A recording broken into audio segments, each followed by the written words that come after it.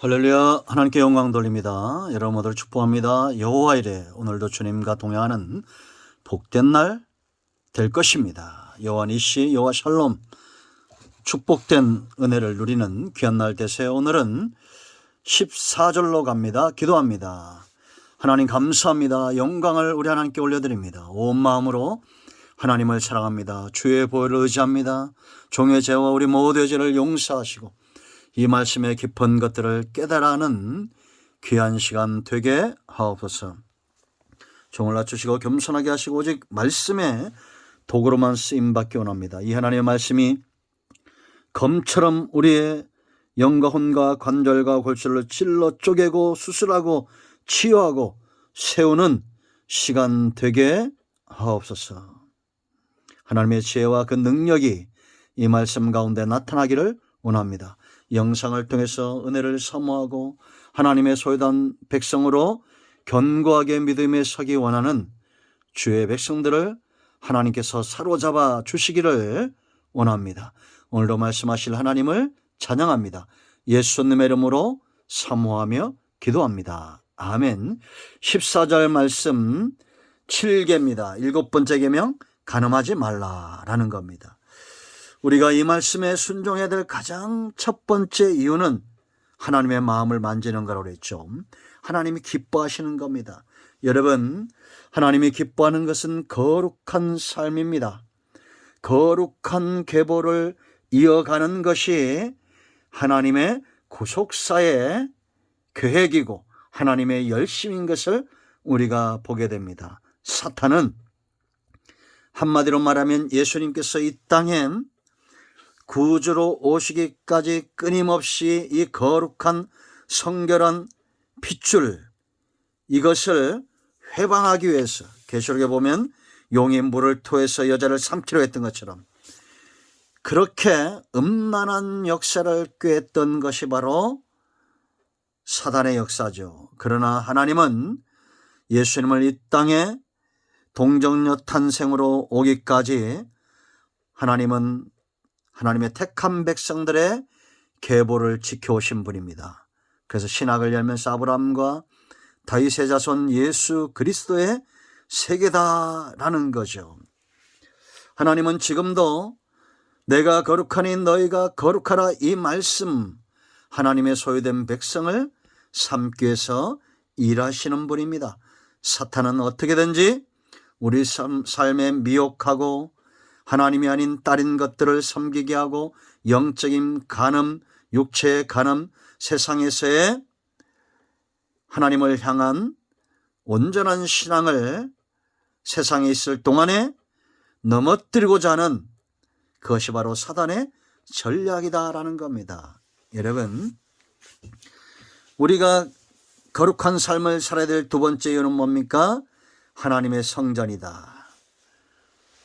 고린도전서 6장을 보세요. 여러분, 6장에서 바울이 거룩한 삶에 대해서 이스라엘을 고린도 교회를 향해서 말씀을 전하면서 너희는 너희가 하나님의 성전인 것과 하나님의 성령이 너희 안에 계시는 것을 알지 못하느냐. 누구든지 하나님의 성전을 더럽히면 하나님이 그 사람을 멸하시리라. 하나님의 성전은 거룩하니 너희도 그러하니라. 아멘. 성전이 성전되는 한 가지 이유라고 그랬죠. 하나님이 거하시는 곳이 성전입니다. 그것이 회막이든지 초막이든지 모세를 통한 성전이든지 솔로몬의 성전이든지 헤롯의 성전이든지 누구의 성전, 솔로몬의 성전이든지 하나님이 거하실 때 그것이 성전되는 거예요. 우리가 구약의 역사를 보면 잘 알 수 있죠. 예수님이 성전을 청결케 했던 사건도 우리가 기억합니다.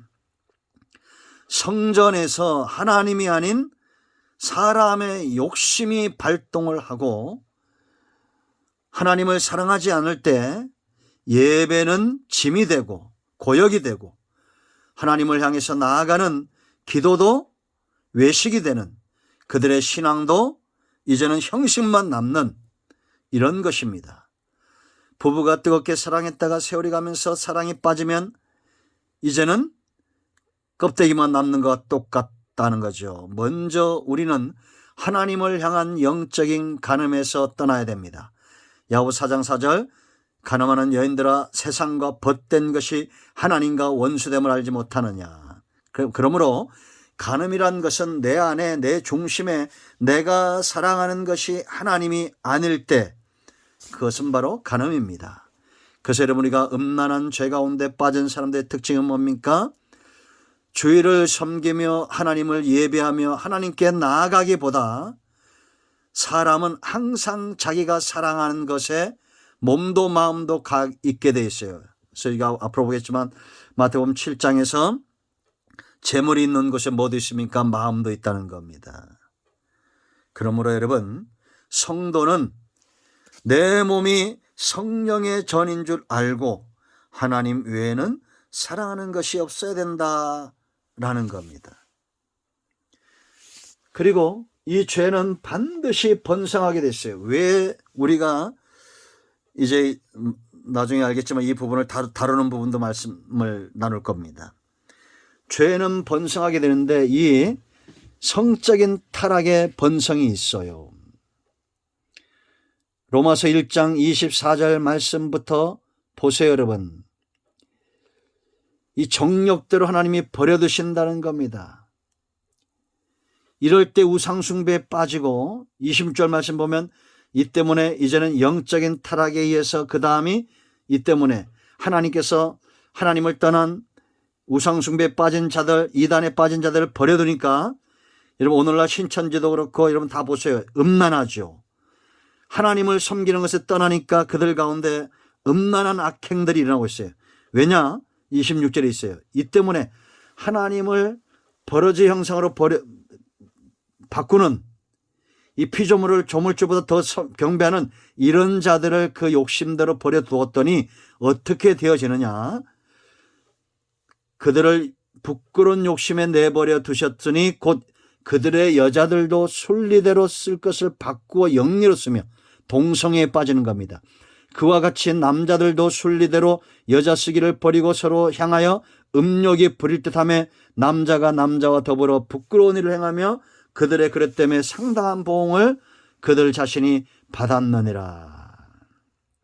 또한 그들이 마음에 하나님 두기를 싫어하며 하나님께서 그들을 그 상실한 마음대로 내버려 두사 합당하지 못한 일을 하게 하셨으니 상실한 마음입니다, 여러분. 마음이 허한 거예요. 오직 사람의 마음은 하나님으로 채울 수 있는데 이들이 우상숭배에 빠지니까 이제는 하나님의 영이 그들이 떠나죠. 마음이 상실되었습니다. 그러니까 이제 성적인 타락에 빠져서 결국은 여자가 여자, 남자와 남자, 요즘 세상이 이런 세상이 되어지고 있잖아요. 더러운 이런 동성애에 빠지게 되고 이제는 나라에서 차별금지법, 동성애금지법, 코어 축제라서 이런 것들을 막 허용하고 하는 이런 일들이 있습니다. 더 구체적인 것들도 말할 수 있지만 여러분들이 아마 다 아실 거예요. 서울시가 코어 축제를 허용하고 어떤 일들이 일어났는가 그 다음에 보세요, 여러분. 구체적으로 얘기 안 해도 알 겁니다. 여러분 이게 굉장히 심각한 겁니다. 그러므로 우리는 이제 어떻게 이런 죄에서 떠나야 되느냐. 예수님이 이 유대인들을 향해서 당시에 바리새인들을 책망하시면서 주신 말씀 마태복음 5장에서 이 부분에 대해서 설명을 하죠. 제가 읽어드립니다. 마태복음 5장 27절 이하의 말씀을 보면 또 간음하지 말라 하였다는 것을 너희가 들었으나 나는 너에게 이르노니 음욕을 품고 여자를 보는 자마다 마음에 이미 간음하였느니라. 이거는 당시에 바리새인들이 자신들은 간음죄를 저지르지 않는다면서 마음으로 눈으로 짓는 것들은 죄가 아니라고 축소시켰던 거예요. 그러므로 예수님이 이미 마음의 음욕을 품으면 너희는 똑같다. 우리가 여러분 살인도 똑같다 그랬죠. 마음에서부터 나오는 겁니다. 마음에서부터. 생각에서부터 나오는 거예요. 입에서 독한 말들이 나오고 또 이런 마음에 가진 이런 음란한 생각들이 사람을 그렇게 한다라는 겁니다.